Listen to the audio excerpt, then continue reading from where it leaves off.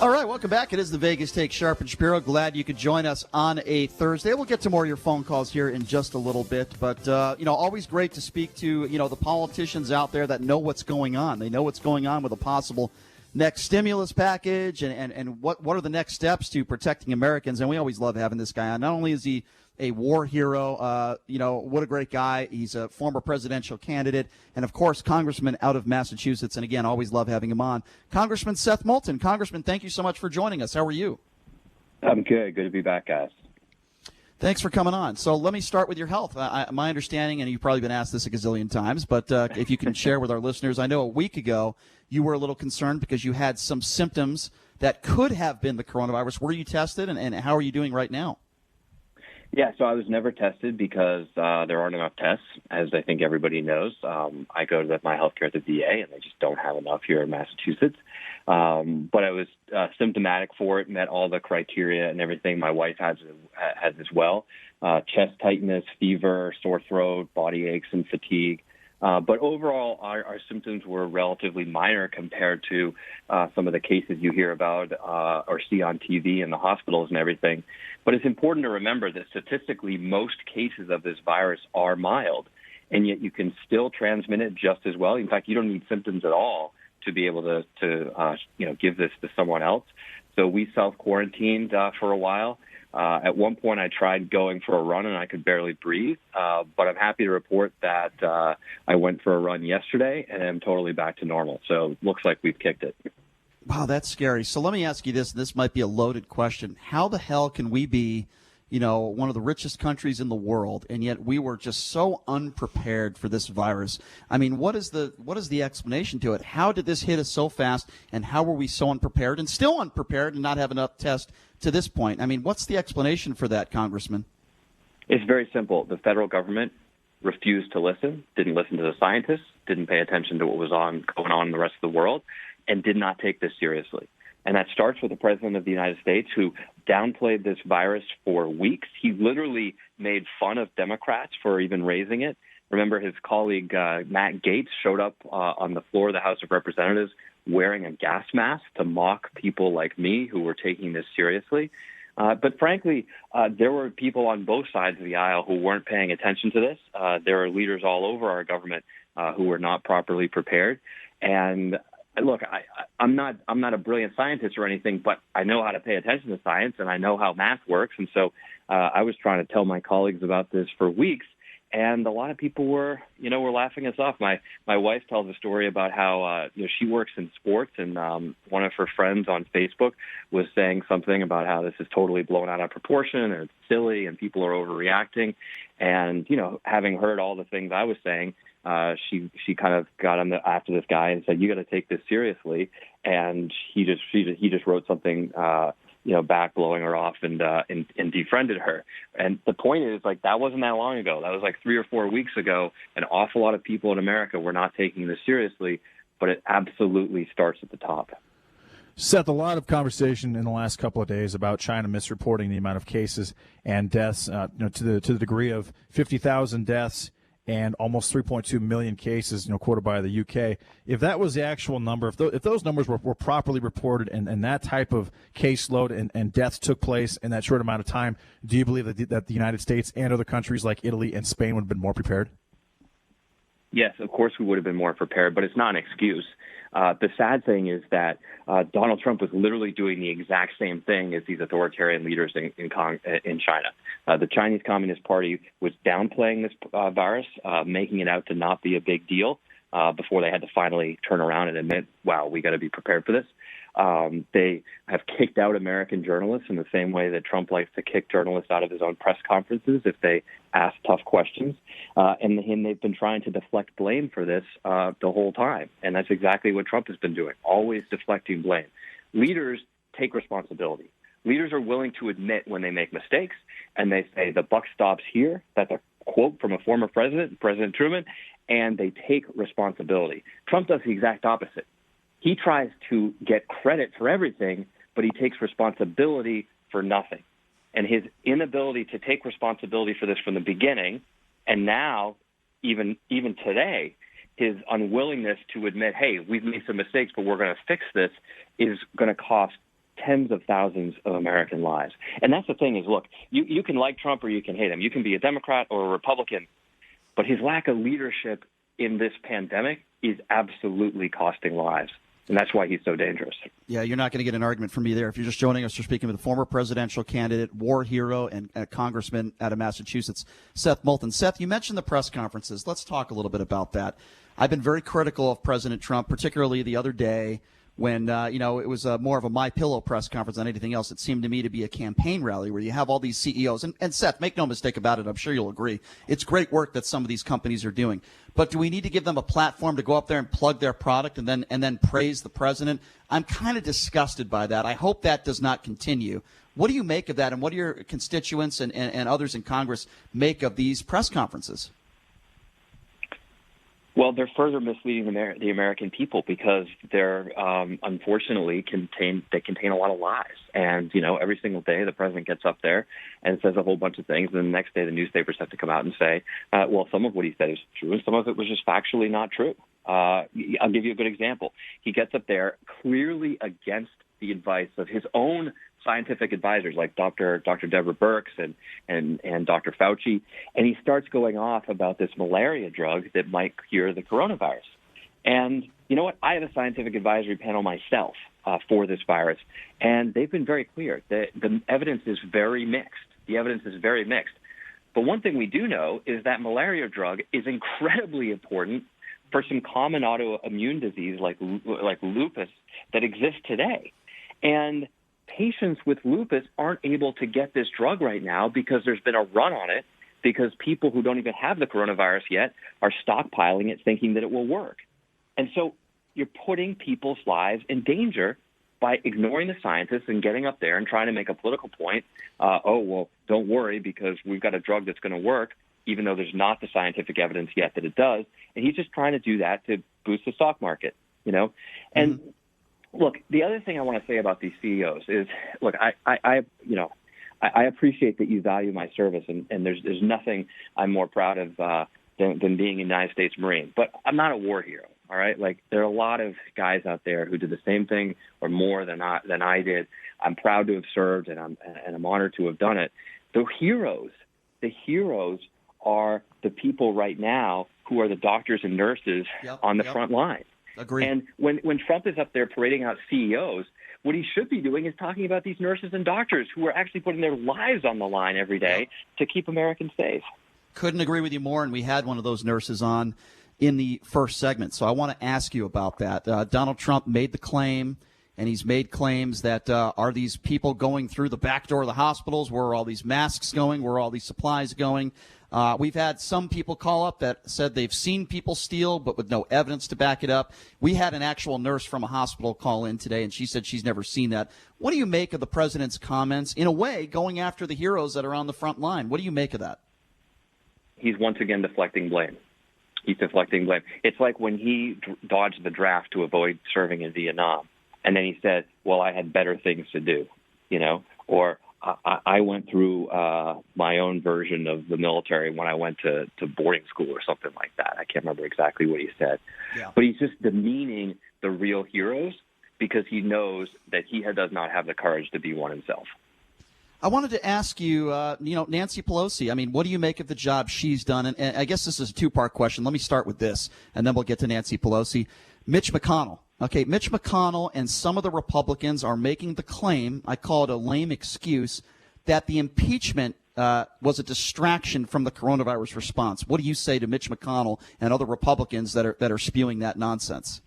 Well, it's interesting because all these Republicans who were apparently too distracted by by impeachment to notice the coronavirus, nonetheless managed to sell all their stocks before the market crashed. Yeah, that's a good point. It seems to me they knew exactly what was going on, and they weren't too distracted by the impeachment crisis. Look, the bottom line is we have to do our jobs. And rather than make excuses, Senator McConnell ought to learn how to do his job. And his job is to do the right thing for the American people. And frankly, it's a constitutional responsibility to have a debate about impeachment when the President of the United States violates the law. That's what's going on there. So, look, you didn't hear 2 months ago anyone saying, oh, geez, we're so distracted by impeachment that we can't do all this other stuff and we can't, we're not prepared for coronavirus as a result. They just got caught with their pants down, and now they're trying to make excuses.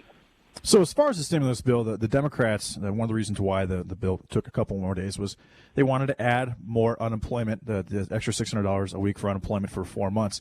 Do you think that this will be something that citizens will get used to and like, and we could be moving towards a living wage, considering automation possibly taking a lot of jobs away in the next couple of years? That's a really interesting question, because I think that there are going to be some long-term effects from this pandemic without question. But it's really too early to say exactly what they're going to be. I mean, I think that there will be a lot of people who are able to just go back to work right in the jobs that they left. Once we have to end the we can end the social distancing and the economy gets revved back up again. I know that we're certainly working to make sure that all the local restaurants and bars in the district that I represent can get back in business. In fact, my wife and I have just been trying to order out from a lot of those restaurants as much as possible, just to kind of keep them going, right? She usually tells me about halfway through the day, all right, this is where I want dinner tonight.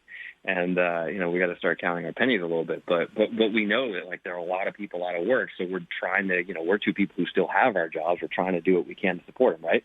But you're right. There also will be some other changes. I know the healthcare system is realizing, gee, we could do a lot more with telehealth, because we've been talking about it for years. But now all of a sudden, in the course of a few weeks, we're doing it. So it's a little bit too early to tell.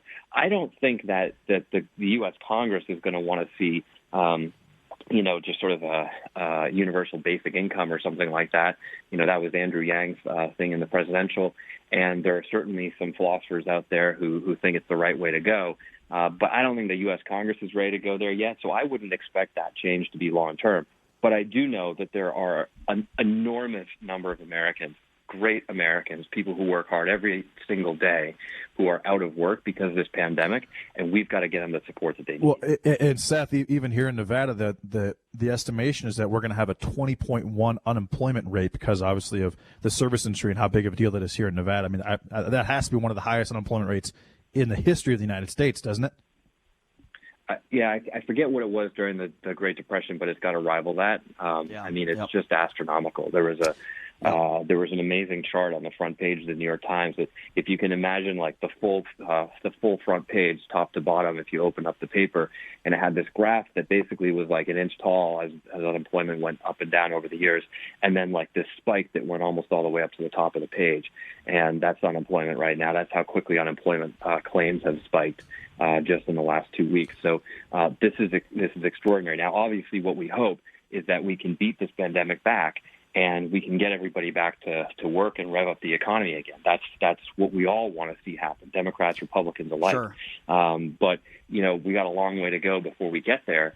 And one of the things that we probably will have to do is another stimulus package. I mean, we just passed the largest stimulus package in American history, and yet even $2 trillion doesn't make up for the economic loss that we're seeing across the country. Just joining us, he's Seth Moulton, former presidential candidate, congressman out of Massachusetts. So, Seth, at times you've been an outspoken opponent to House Speaker Nancy Pelosi. So I wanted to ask you about how do you think of the job that she has done during this crisis? I think she's doing well so far. Look, I think the whole federal government was behind on this, and she and I have had our disagreements in the past. Some people are afraid to speak out against leadership when they disagree. I'm not. I wasn't afraid to criticize President Obama when I disagreed with him, especially on some foreign policy and national security issues that are really important to me as a Marine veteran. I'm not afraid to speak out against leadership of my own party if I disagree.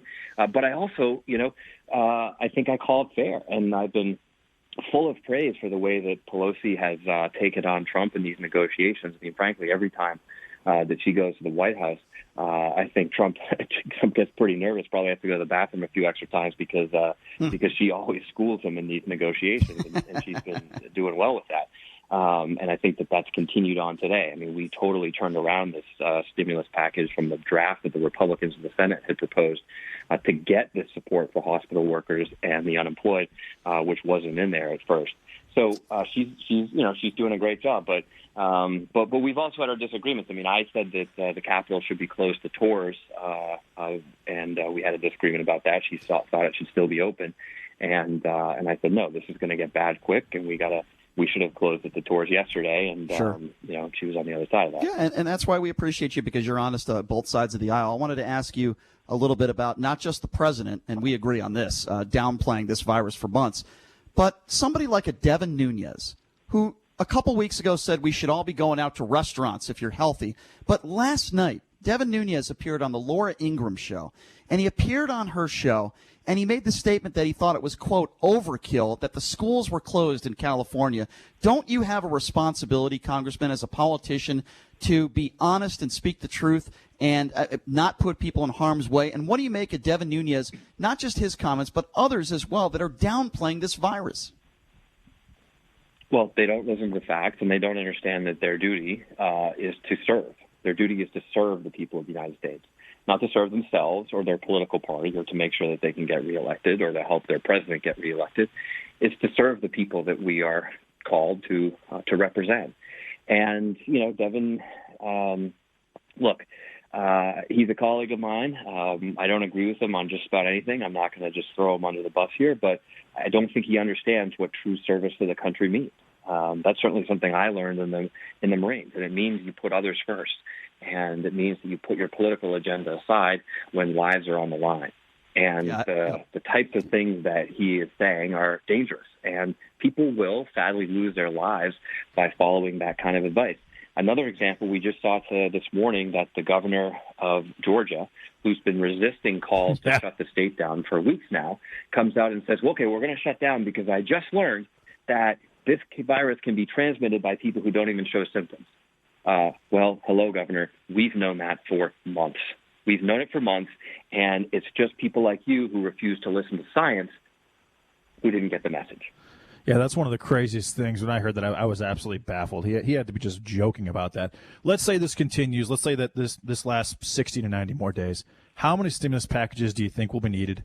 And what will that do to not only the stock market, but just the economy in general? Will we be set back, 5 to 10 years from where we were 3 months ago? Look, I can't predict the future, but we're definitely going to need at least one more stimulus package. And of course, it depends on how big it is, whether that's going to be enough. I imagine that there will be another stimulus package and then probably some recovery packages. Like I agree with the president. Did you hear that? I agree with the president on the need for infrastructure. In fact, I've been saying that for years. Yeah, right. Use that against me in some campaign, right? And that's why I didn't say Trump. I just said the president. So. Absolutely.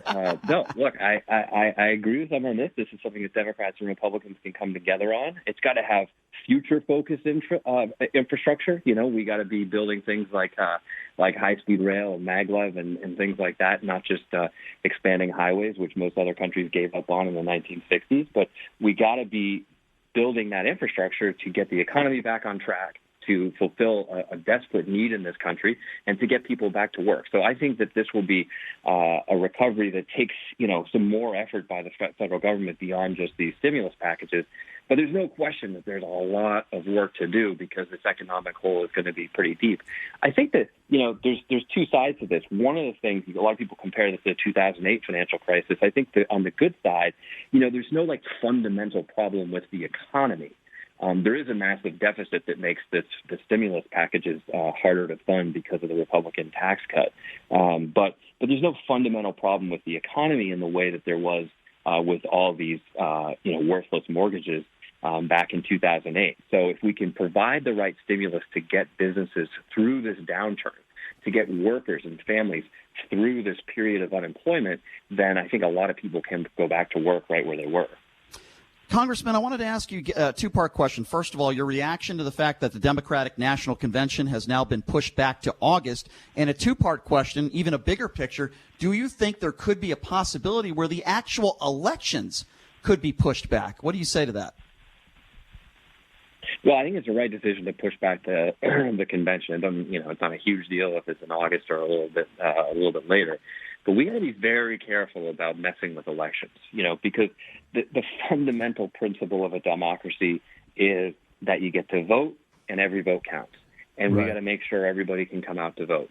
And if you can't come out to vote because we have a second wave of this pandemic, which is a very real possibility, the scientists say, the doctors and scientists are saying that we might be able to kick this for a while this summer, but then there could be a second wave in the fall. We've got to make sure that people can vote by mail. Or maybe have safe internet voting, although that's pretty tough with the cyber crimes out there. But there are a lot of states right now that do voting by mail.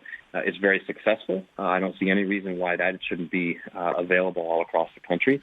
And the bottom line is we got to make sure that everybody can vote. Donald Trump got on Fox and Friends a couple weeks ago and said that he was complaining about some of the voter access provisions that Democrats were trying to put in the bill. And he said, if you did all that stuff, there wouldn't be another Republican who's ever elected in this country. In other words, what he was saying is he was just admitting on live TV that Republicans count on voter suppression in order to get elected, and that if you actually just allowed more Americans to vote, more Americans who are legally allowed to vote, but somehow are blocked from doing so, they can't get to a polling place or whatever it is, that Republicans would start losing. I mean, let me tell you, you've got bigger problems with your party if you're relying on voter suppression to win elections. So we got to make sure that everybody can vote, that everybody gets a fair shot. And no matter who you are, whether you're a Democrat or Republican or an independent or anything else, you should want to get elected by a lot of people. I want to see as many people as possible in Massachusetts come out and win re-election with a high turnout, not a low turnout. But Donald Trump, it just said on Fox and Friends, literally, he said that he is willing to mess with this to make sure he gets reelected, and he thinks keeping the voting numbers down will help him and his party. So did voting by mail actually get approved in the stimulus bill? I know that was one of the things that Pelosi was pushing for. Did that come through? No, it did not. It did not get approved.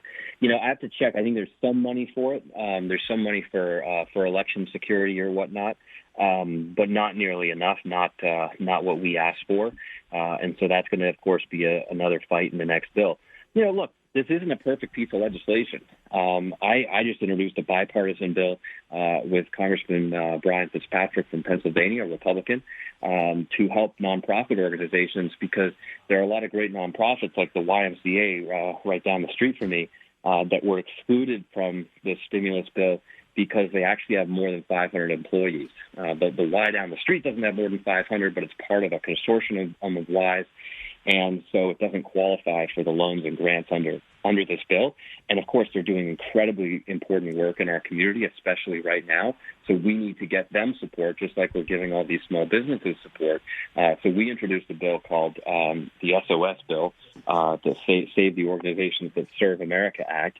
And we're going to hopefully include that as part of the next stimulus package to make sure that all these great nonprofits get through this crisis as well. So that's an example of some of the changes, some of the, honestly, sometimes just technical mistakes that got into this bill because it was thrown together so quickly. Hopefully we can fix that in the next package.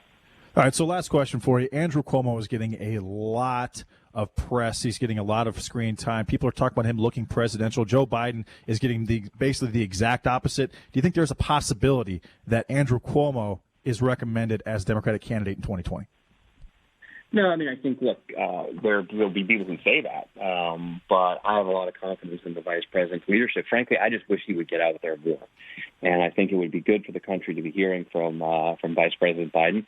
And frankly, if he laid out what he would be doing in this crisis, then after it's all over, we can compare the Biden plan to the Trump plan, and we'll be able to look back and see what a difference it would have made and who would have saved more lives. Well, Congressman, first of all, let me just say thank you so much. I always appreciate it when you join us, especially under these difficult circumstances. We're glad you and your family are healthy. Keep up the great work, my friend. Keep up the good fight. And I'll say it again. I say this about you all the time. One day you're going to make a great president, my friend. And keep up the good work, Congressman. Thank you so much. Well, you're very kind, and it's always fun to be on your show. Next time, let's take some callers. Yeah, let's do that next time. We've been taking about 300 calls a day. So, yeah, next time we have you on, I'd love to do that, Congressman. Thank you so much again.